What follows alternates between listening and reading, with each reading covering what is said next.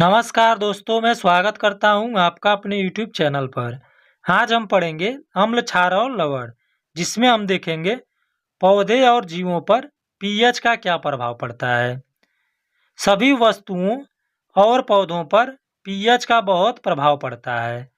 सभी जीवधारियों का जीवन एक निश्चित पीएच के दायरे में व्यतीत होता है। तो जो पीएच होता है, यह सभी वस्तुओं और पौधों पर इसका काफ़ी बड़ा महत्व होता है और सभी जीवधारियों के जीवन में पीएच का एक निश्चित महत्व होता है।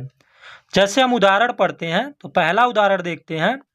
यदि अम्लीय वर्षा अधिक हो जाए तो मिट्टी में हाइड्रोजन आयन की मात्रा बढ़ने से उसकी पीएच कम हो जाएगी।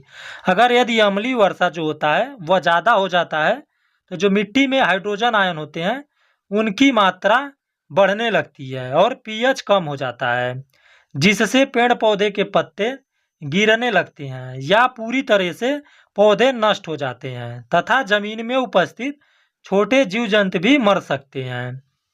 दूसरा उदाहरण पढ़ते हैं।